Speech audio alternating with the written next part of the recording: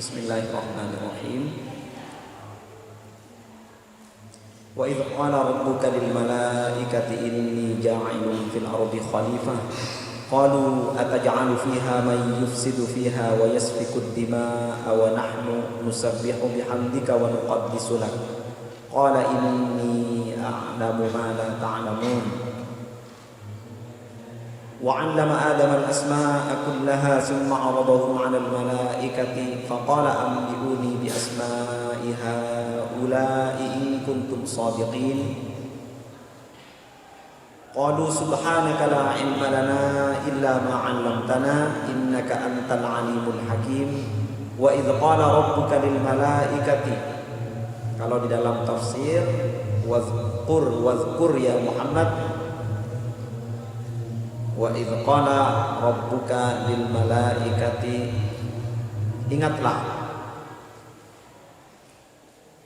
tatkala Tuhanmu berfirman kepada para malaikat, inni ja'ilun fil ardi khalifah, ini sesungguhnya aku ja'ilun akan menjadikan fil ardi di bumi khalifatan, akan khalifah, pemangku atau pelaksana tugas, pelaksana kebijakan, pelaksana hukum-hukum Allah. Maka malaikat menjawab, qalu ataj'alu fiha may yufsidu fiha wa yasfikud dima'. Qalu, malaikat menjawab, ataj'alu fiha, ya Allah, apakah engkau akan menjadikan di bumi may yufsidu fiha, orang yang akan merusak, yang akan membuat kerusakan di dalamnya. May yufsidu fiha, orang yang akan membuat kerusakan di dalamnya. Wa yasfikud dima'a, dan menumpahkan darah. Wa nahnu nusabbihu bihamdika, sementara kami nusabbihu bihamdika, nusabbihu memuji bihamdika dengan pujian kepadamu, wa nuqaddisu lak, wa nuqaddisu, dan menyucikan engkau, menyucikan kepada engkau, menyucikan asma-Mu. Kami senantiasa bertasbih dan bertaqdis kepadamu, sementara khalifah yang akan engkau tempatkan di bumi itu akan membuat kerusakan di dalamnya dan menumpahkan darah. Mengapa Allah memilih makhluk yang akan menumpahkan darah dan membuat kerusakan daripada yang bertasbih dan mengagungkan namanya? Qala, maka Allah menjawab, Allah berfirman, inni a'lamu ma la ta'lamun, ini sesungguhnya aku Allah a'lamu, lebih mengetahui, aku maha mengetahui, ma la ta'lamun, akan apa yang engkau semua para malaikat tidak ketahui.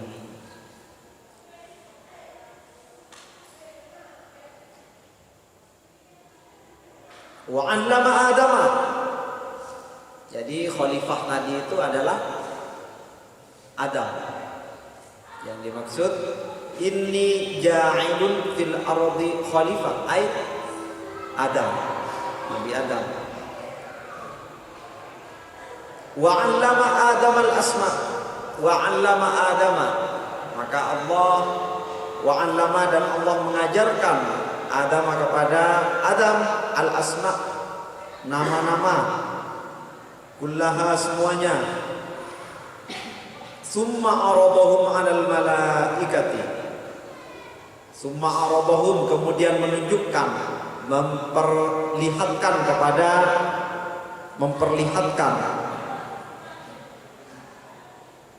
kepada para malaikat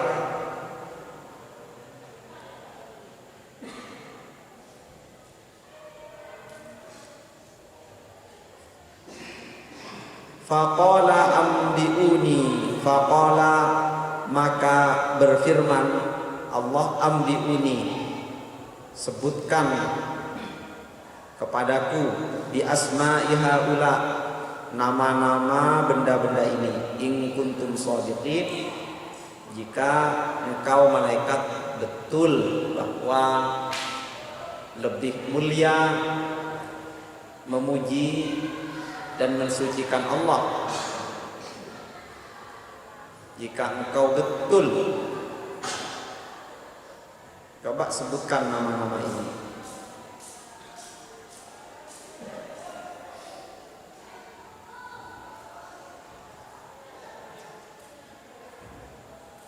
Qalu, maka malaikat berkata, subhanaka, maha suci engkau, la ilma lana, kami tidak memiliki ilmu apapun. La ilma, tidak punya ilmu yang kami miliki. La ilma lana, tidak punya ilmu yang kami miliki. Illa ma'allamtana, kecuali apa yang telah engkau ajarkan ya Allah kepada kami. Innaka antal alimul hakim,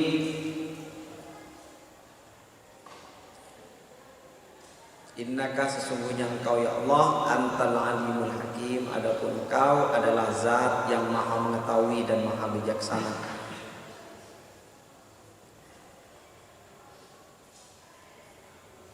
Ini adalah bagian Al-Quran yang membahas tentang awal mula penciptaan, di mana penciptaan Nabi Adam ini berkali-kali disebutkan di dalam Al-Quran atau biasanya dikisahkan. Ini bagian dari kisah yang ada di Al-Quran.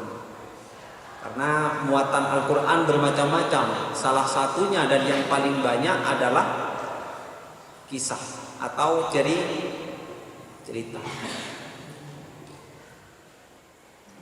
Ketika awal bercerita pun, maka Al-Quran juga, ini yang perlu kita bayangkan bersama-sama, Al-Quran menempatkan dalam posisi ini kekuatan bahasa atau cerita. Karena Al-Quran merupakan mukjizat yang mencirikan kekhasan dan keistimewaan manusia satu-satunya dibandingkan makhluk-makhluk yang lain, yaitu keistimewaan di dalam bahasa. Keistimewaan di dalam bahasa yang dimiliki manusia ini salah satu puncaknya adalah dengan turunnya Al-Quran, di mana ia juga menjadi mukjizat kebahasaan. Mukjizat kebahasaan, puncak susastra, kalau ia dianggap sebagai karya ataupun sebagai teks yang memiliki nilai maupun memiliki timbangan seni yang tinggi. Walaupun Al-Quran sendiri bukanlah karya susastra karena ia tidak diciptakan oleh manusia, tetapi ia mampu menembus dimensi itu karena Al-Quran menggunakan perangkat kebahasaan, yang mana perangkat kebahasaan ini adalah perangkat manusia yang dikhususkan oleh Allah. Jadi Allah mengkhususkan manusia itu dengan bahasa yang membedakannya dari makhluk-makhluk yang lain. Anda bisa makan, tidur, dan kelak bereproduksi. Sekarang masih belum bisa. Itu bisa dilakukan oleh hewan, tetapi bahasa hewan tidak punya. Ciri manusia ada di kemampuan berbahasanya. Maka di sini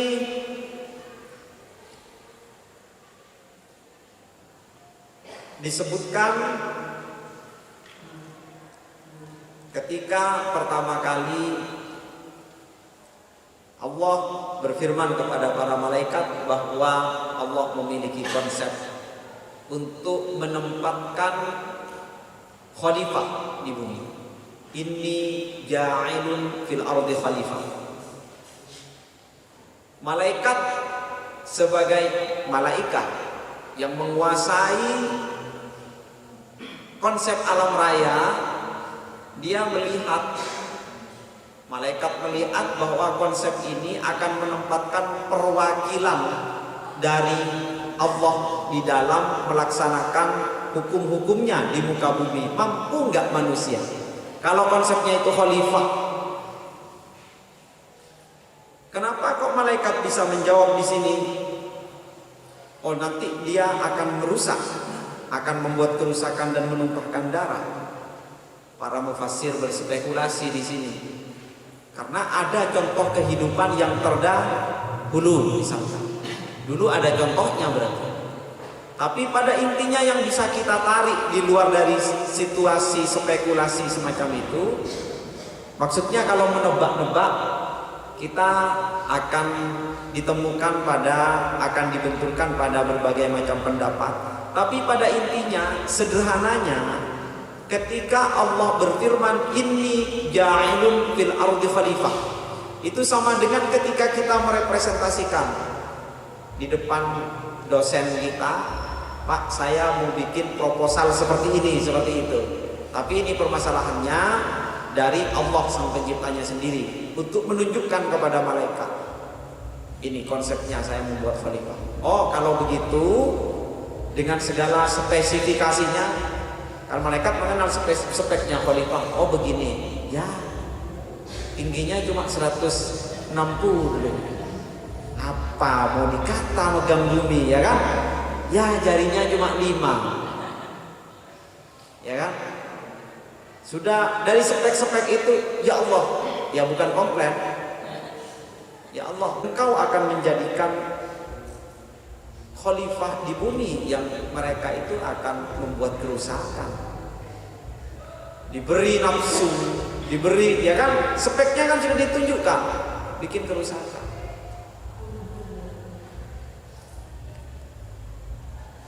Itu jadinya mempertanyakan konsep itu, menguji dirinya sendiri. Ini bermacam-macam ya. Malaikat tentunya menguji dirinya sendiri, mengevaluasi dengan cara wa nahnu nusabbihu bihamdika. Loh, kan kami sudah cukup dengan memuji Engkau, bahkan wa nuqaddisulah.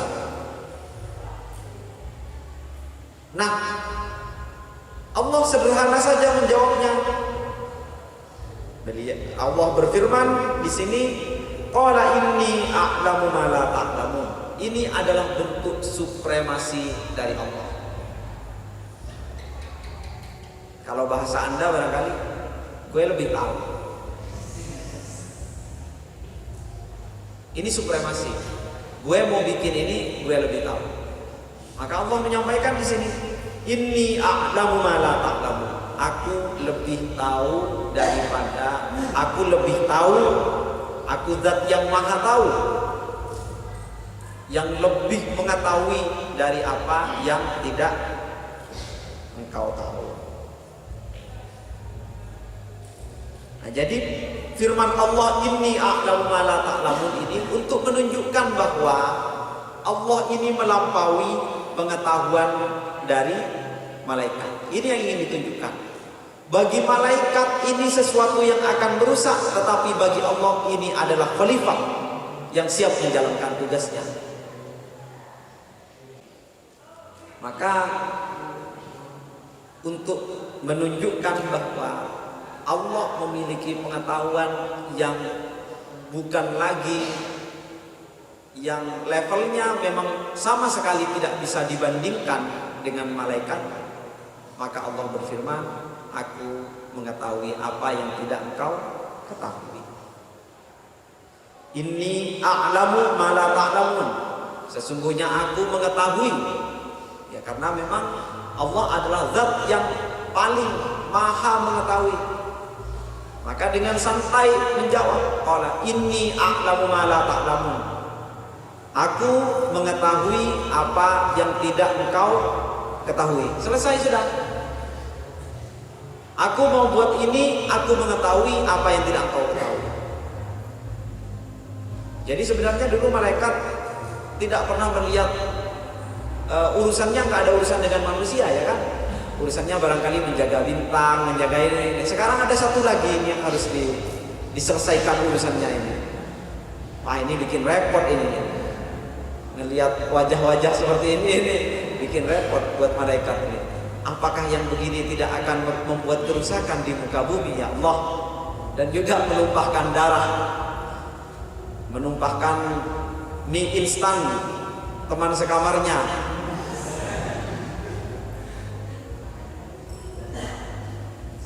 Ini bentuk supremasi Allah. Kalau enggak, saya lebih tahu. Ini ya. Ini artinya memberikan cercah keimanan kepada Anda, harapan kepada Anda, bahwa malaikat saja menentang, dalam tanda petik. Di sini secara teks menentang Allah, mempertanyakan. Anda juga mempertanyakan diri Anda sendiri. Sering, ya Allah, kenapa aku diciptakan dari orang tua yang seperti ini? Ya Allah, kenapa aku ditempatkan di lingkungan seperti ini? Ya Allah, kenapa aku mendapatkan cobaan seperti ini? Anda menentang keimanan Anda sendiri bahwa Anda diciptakan salah. Itu kuno, malaikat sudah dulu. Kalau Anda baru bertanya tentang kemalangan Anda sekarang, telat. Jadi tidak pantas Anda mempertanyakan kemalangan Anda. Ya Allah, kok mak tak egereng Pak, ya Allah, kok tak bojong aja. Itu kuno, sudah dulu. Sebelum Anda diciptakan, malaikat juga mempertanyakan, ya Allah, kok mau menciptakan makhluk yang kalau nggak dikirim nyari kiriman temannya ini, ya Allah. Sudah ditanyakan dulu. Jadi Anda tidak perlu seperti itu. Anda harus membuka pintu keimanan bahwa ini a'lamu ma la ta'lamun.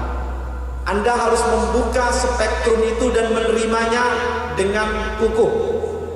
Tidak boleh menolak itu. Inni a'lamu ma la ta'lamun. Dan Anda tidak diciptakan sia-sia. Paling sia-sianya cuma berapa menit. Ketika kiriman tidak ada, makanan tidak ada, ya cuma itu aja. Berapa menit sih? Coba itu nggak lama. Nanti ada pasti yang membantu. Nggak lama yang seperti itu. Ini, jadi ini adalah statement keimanan yang harus Anda pegang. Karena mau tidak mau Anda sudah tercipta. Anda adalah khalifah. Maka Anda harus mengakui sepenuhnya iman kepada Allah. Berarti Anda iman kepada kalamullah. Dan berarti Anda percaya 100% bahwa inni a'lamu ma la ta'lamun. Maka ditunjukkan kepada malaikat nama-nama yang diajarkan kepada Nabi Adam. Allah mengajarkan nama-nama kepada Nabi Adam. Wa 'allama Adam al-asma. Asma ini adalah nama yang menjadikan manusia memiliki pemaknaan terhadap hidup, sehingga manusia bisa mendefinisikan, memberi batasan, membuat nomenklatur. Ini adalah ini. Kalau bintang adalah, kata seorang penyair, batu di langit. Kalau pulau berarti batu di lautan. Jadi Anda memberikan definisi. Asma ini adalah bahasa. Asma ini adalah sumber dari ilmu. kebudayaan, peradaban, ini asma. Tanpa bahasa tidak mungkin Anda mengembangkan pengetahuan yang menjadi kebudayaan dan juga peradaban. Tidak bisa. Maka ditantang, faqala ambiuni bi asma'i haula. Allah berfirman, tunjukkan kepadaku nama-nama benda-benda ini. Malaikat itu menjalankan